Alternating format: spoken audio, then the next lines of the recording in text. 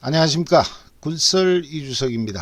오늘은 1975년 4월 해병대가 월남전에 참전했다는 얘기에 대해서 알아보겠습니다.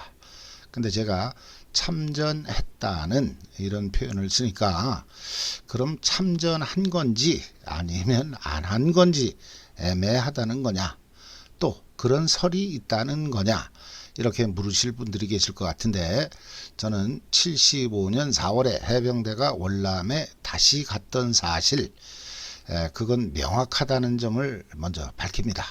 그럼에도 불구하고 참전했다는 이런 표현을 쓴 거는 1975년 4월이라는 그 시기로 말미암아 실제 월남전에 참전하신 분들이나 월남전이 끝난 날짜를 기억하고 계신 분들께서 이거 말이 안 되는 거 아니냐, 이렇게 생각하시기 때문에 일단은 참전했다는 이런 표현을 쓰면서 오늘 이 문제를 한번 알아보도록 하겠습니다. 오늘 주제의 핵심이 되는 부분, 75년 4월, 이걸 잘 기억해 주시기 바랍니다. 1975년 4월입니다.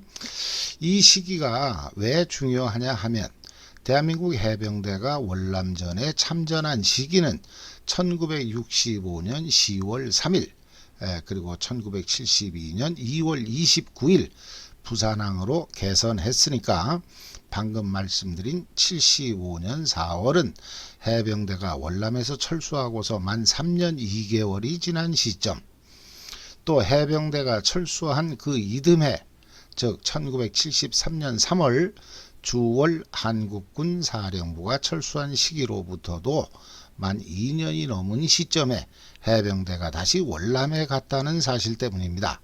그럼 해병대는 월남에 재파병됐던 거냐, 이렇게 생각하실 분도 계실 것 같고, 이건 완전 구라다. 해병대는 72년 철수 후 다시 월남에 간 적이 없다, 이렇게 주장하실 분도 계실 것 같기 때문입니다. 그럼 이 시기를 해병대 병 기수에 대입해서 말씀드리면, 해병대가 월남에서 철수한 72년 2월 그 달에 병 246기가 입대했으므로 그 병 246기가 진해 훈련소에서 훈련받다 말고 월남에 가서 한 하루 이틀 참전한 후에 귀국하지 않은 이상 병 246기 이후는 이론상 죽었다 깨어나도 월남전 참전자가 될 수 없습니다. 하지만 병 250자, 또 260자, 또 심지어 74년 10월에 입대한 275기까지 월남에 갔다는 그런 분들이 있다는 겁니다.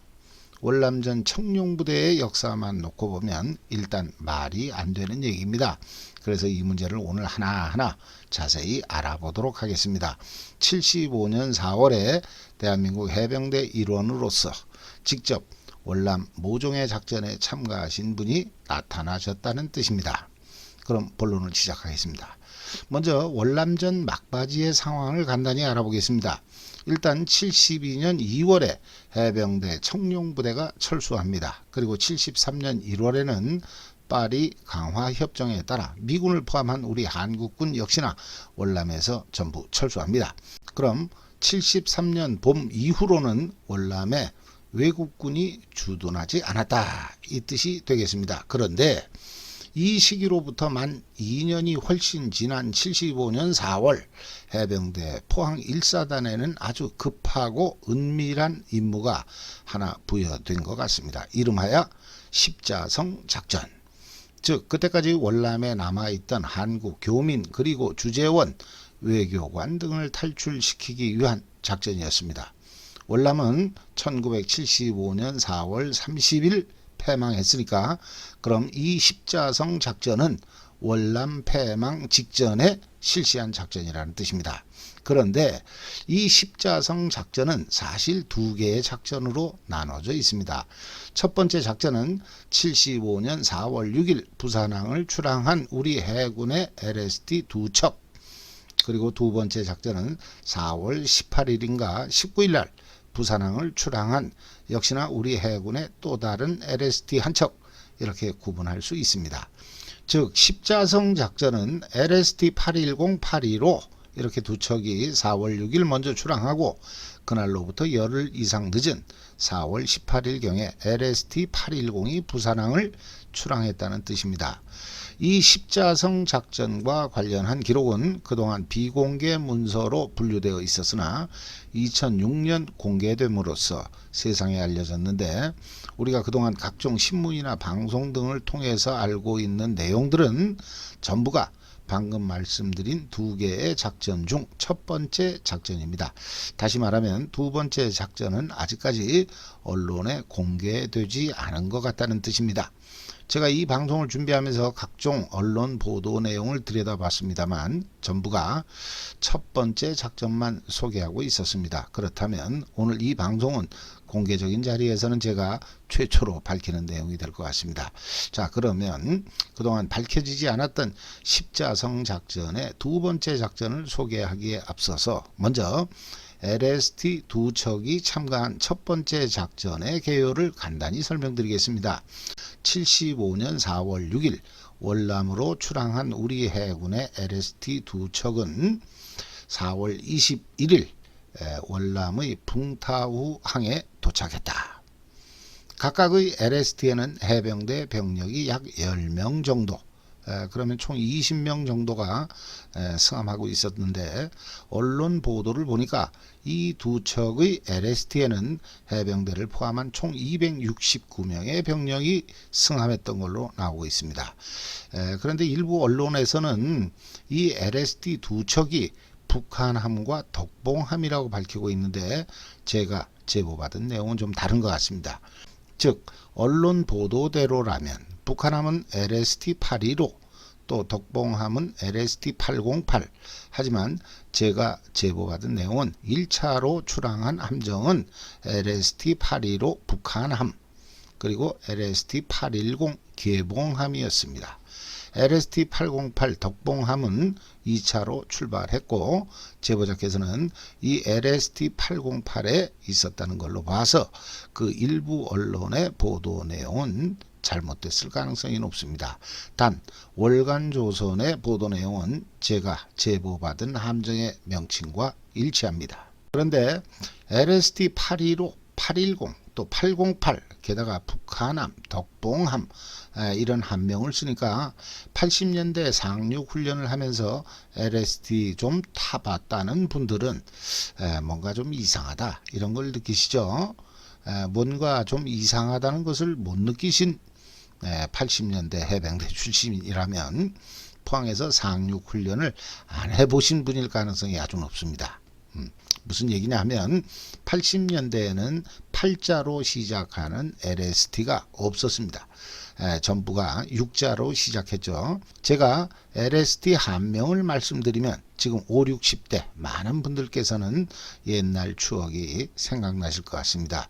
LST 671 운봉함 기억나시죠? 또 LST 673은 비봉함, 676은 위봉함, 677 수영함, 678 북한함, 679 화산함. 기억나십니까?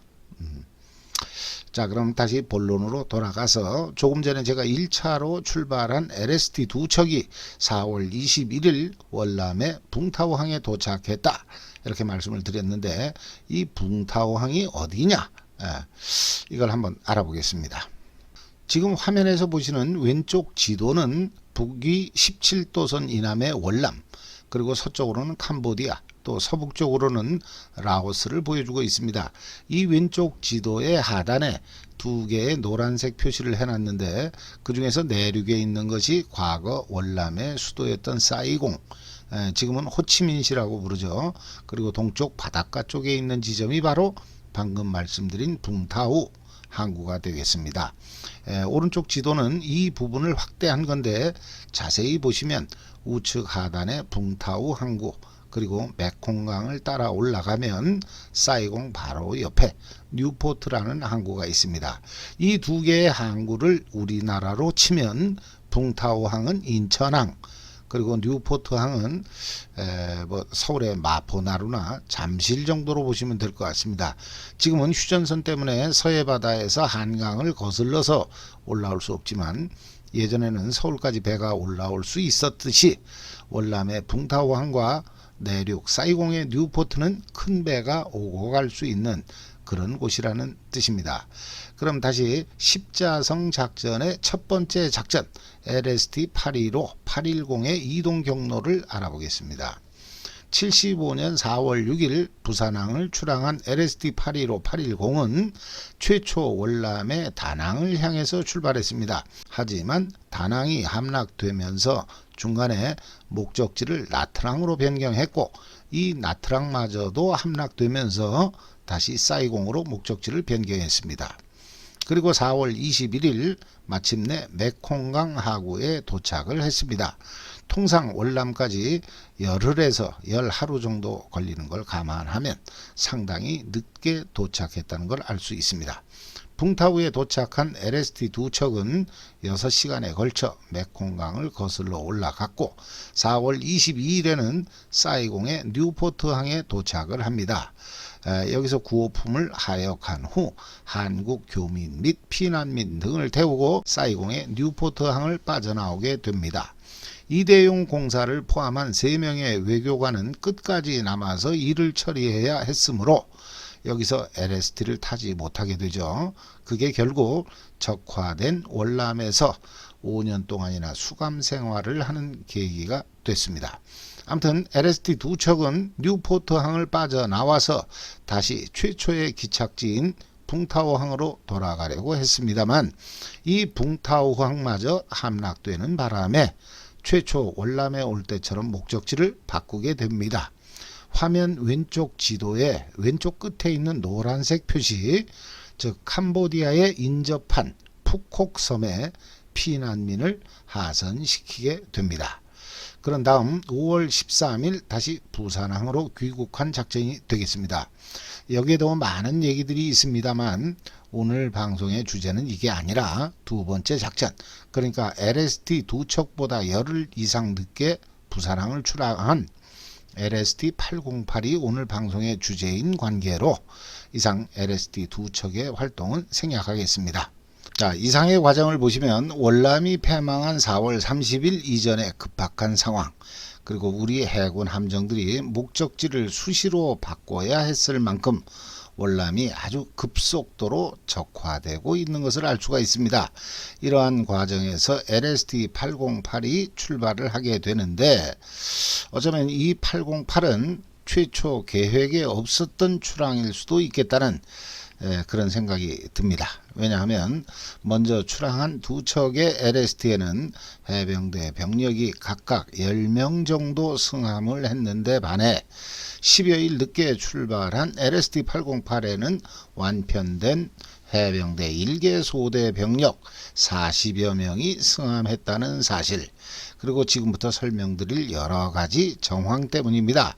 그게 아니라면 군 수뇌부에서는 적어도 속속 함락되는 월남 전황에 따라 사태의 심각성을 인지했고 따라서 1차 때보다 많은 해병대 병력을 태우게 된 게 아닐까 하는 그런 생각이 좀 듭니다.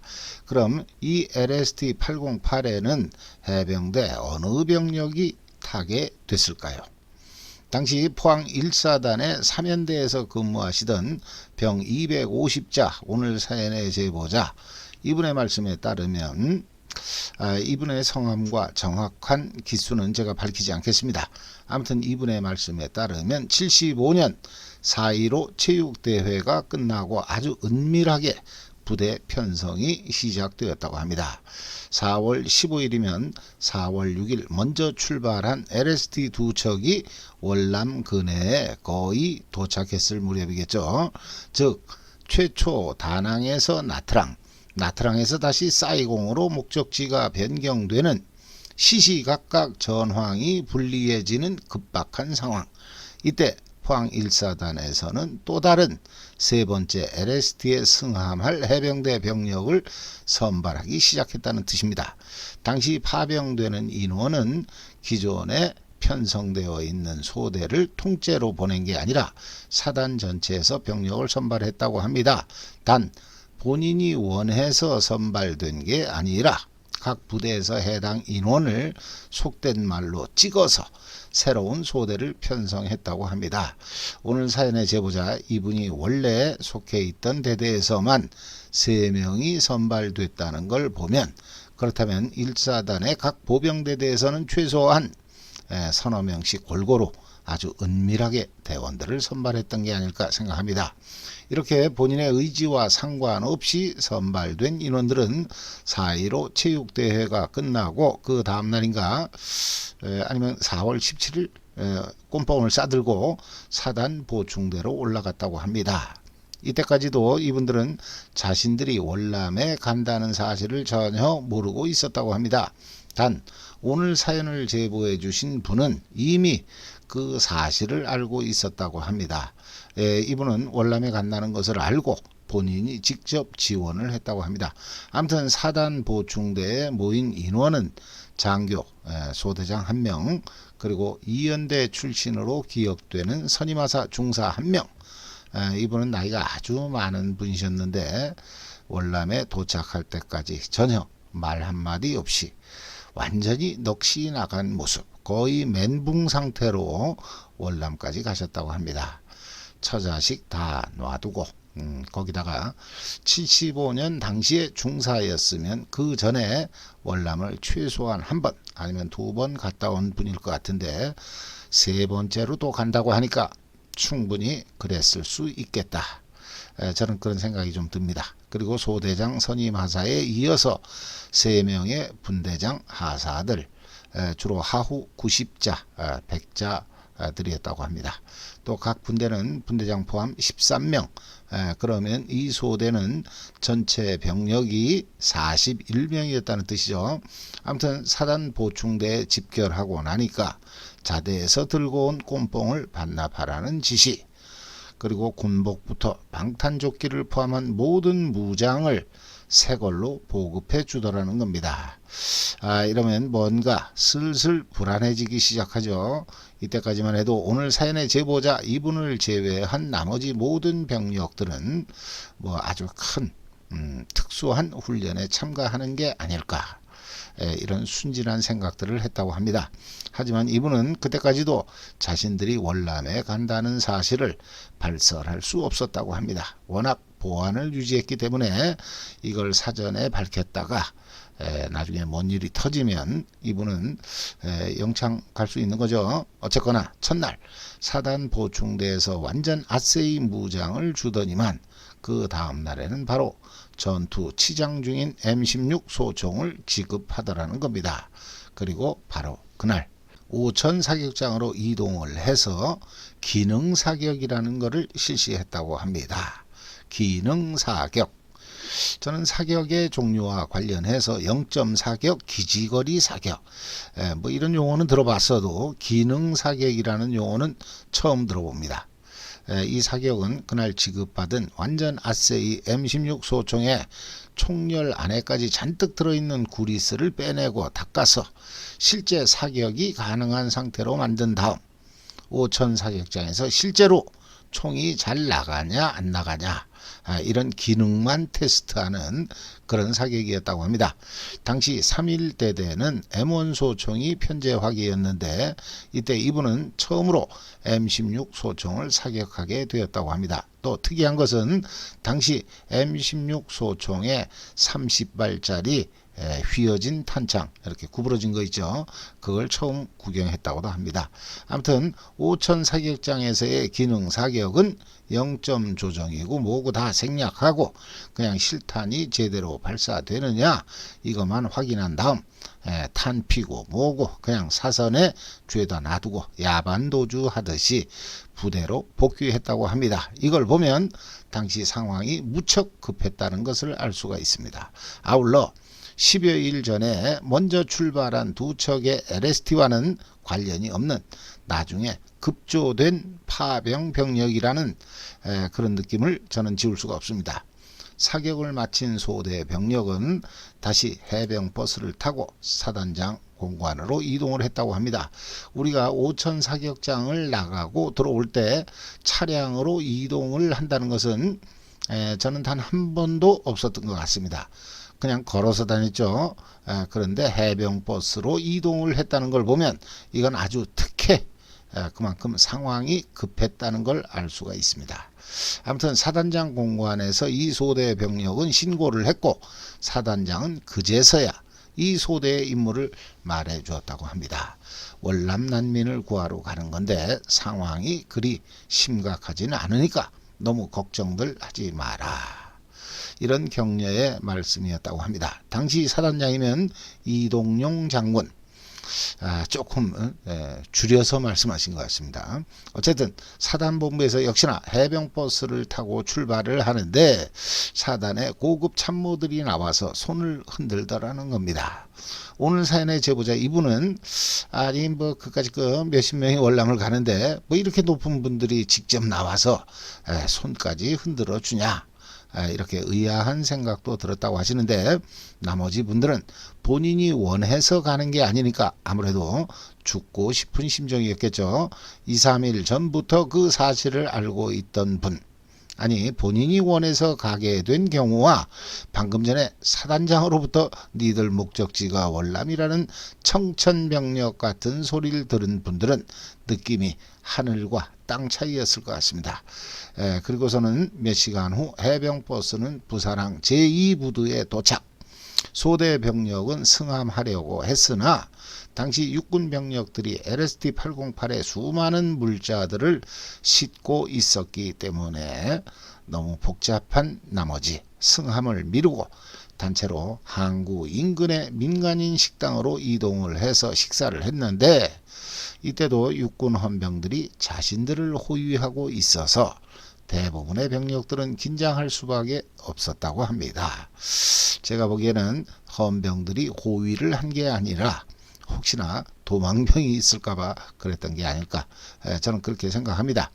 포항에서 부산으로 이동을 하기 직전 재무장교가 한 명 타더니만 이 소대원들의 6개월치 월급을 한꺼번에 주었다고 합니다. 당시 병장 월급이 1,200원, 그러면 7,200원을 받았다는 뜻이죠. 출발 전에 손톱 발톱 깎아서 고향집 주소와 부모님 성함이 적혀있는 편지 봉투에 이 손톱 발톱을 넣어서 봉인했다는데 그깟 6개월치 월급을 미리 주는 게 뭔 의미가 있는지 모르겠습니다.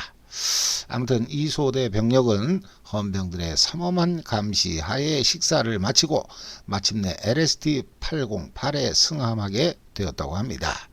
당시 LST 승조원을 제외한 다른 인원들은 UDT 대원이 4명, 그리고 민간인 의사 2명, 또 중앙정보부 요원이 1명인가 같이 탔다고 합니다. 그리고 4월 18일인가 19일 드디어 부산항을 출항. 하지만 원래부터 편성되어 있던 소대가 아니었기 때문에 또 해군 승조원들 또한 처음 접하는 인원들이었기 때문에 함정 안에서 같은 소대원의 기수 정도만 대충 아는 상태, 해군들과의 교류는 거의 없었다고 합니다. 이때 소대원들의 구성을 보면 255기와 257기가 각 1명, 그리고 258기가 4명, 그 다음으로 주로 260자, 또 막내 기수로 275기까지 있었다고 합니다.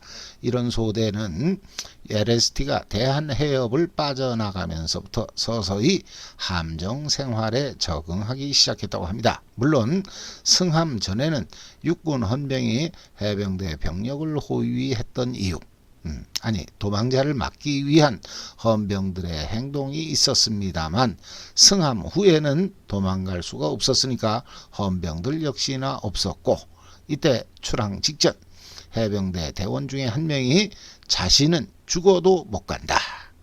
나는 몇 대 독자니까 여기서 나를 죽여라. 이렇게 개기는 대원이 한 명 있었다고 합니다. 어떻게 됐을까요? 분대장들한테 개처럼 맞았다고 합니다. 결국 월남까지 가게 된 거죠. 소기의 목적을 전혀 달성하지 못한 아주 대표적인 케이스라고 봅니다. 괜히 맞기만 한 거죠.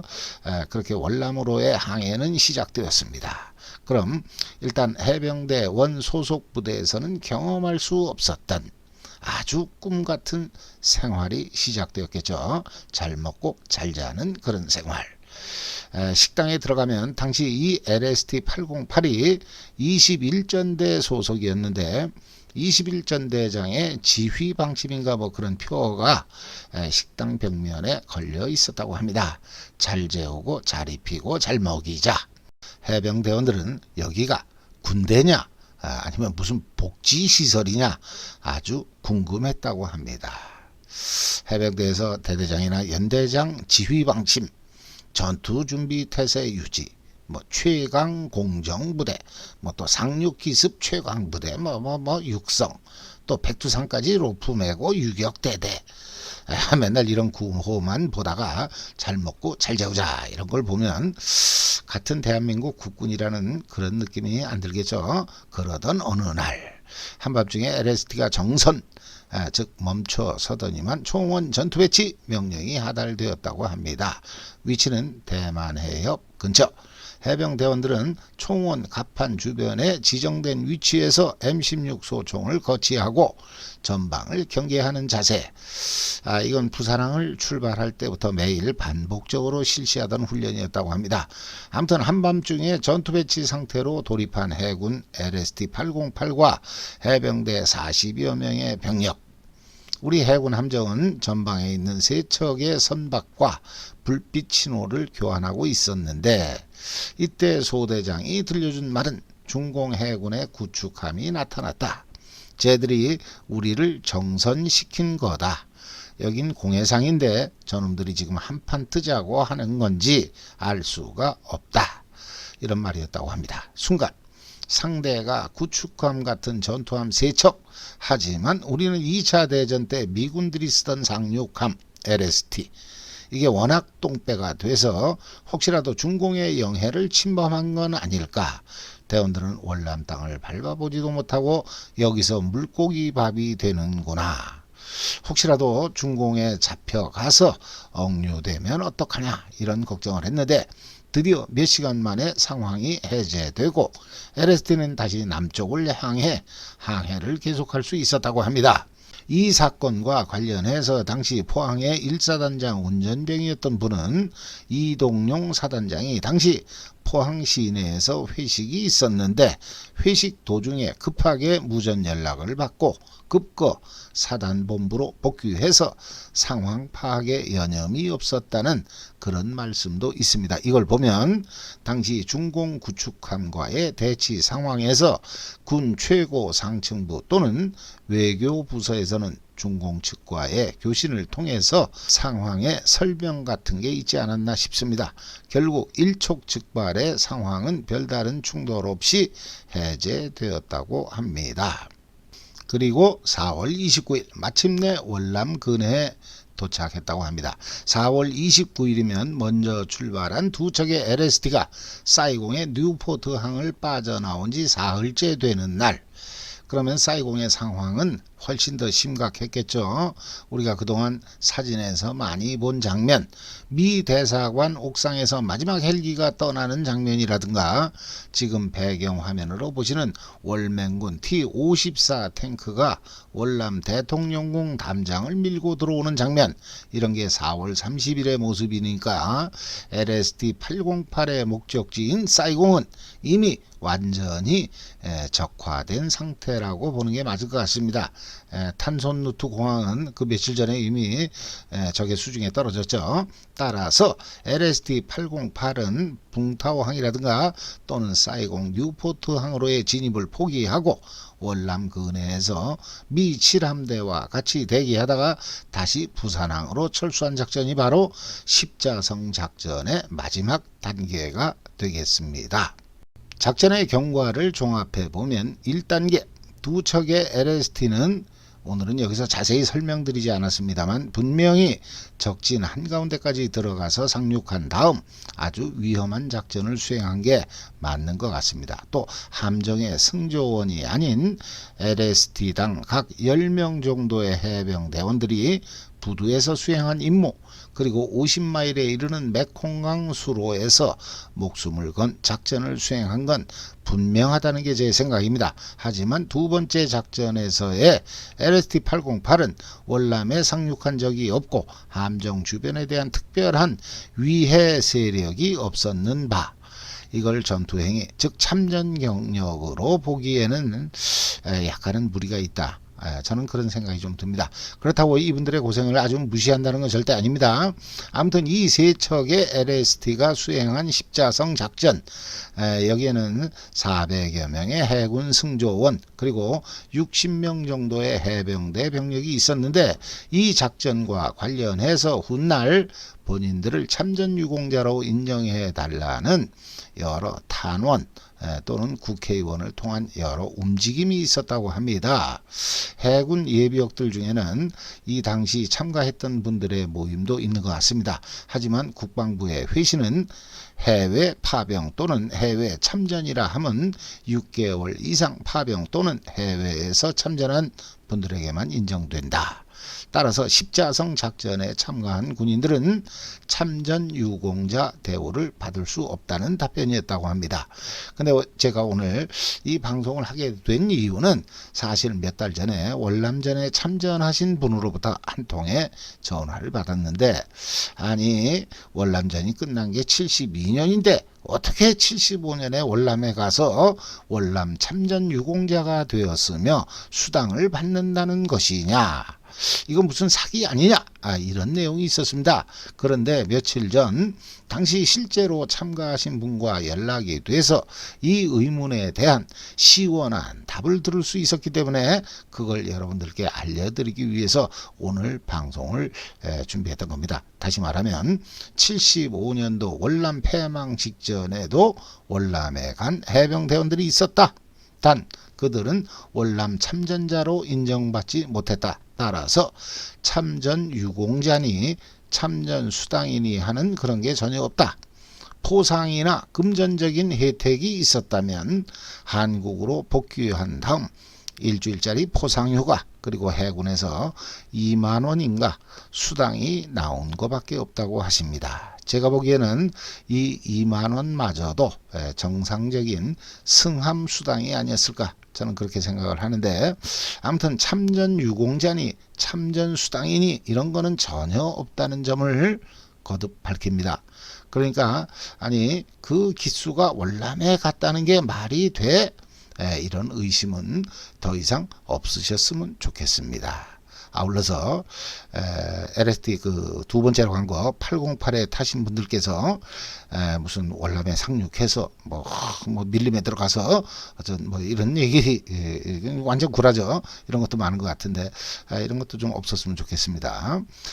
오늘은 월남전이 끝난 지 3년이 넘은 75년 4월에 있었던 십자성 작전에 대해서 알아봤습니다. 얼마 전에 SBS 프로그램 꼬리에 꼬리를 무는 사연, 이걸 줄여서 뭐 꼬꼬무라고 하는 것 같은데, 거기서도 이 십자성 작전에 대해서 언급한 것 같습니다. 하지만 그건 대부분 LST 두 척이 먼저 떠난 1차 작전의 얘기인 것 같고, 오늘 제가 방송한 2차로 떠난 LST 808과 관련한 내용은 아닌 것 같습니다. 오늘 제가 방송한 내용이 그간 십자성 작전에 대해서 의문을 품었던 분들께는 유익한 내용이 되었으면 좋겠습니다. 그럼 제보해 주신 분께 진심으로 감사를 드리면서 이상으로 방송을 마치겠습니다. 감사합니다.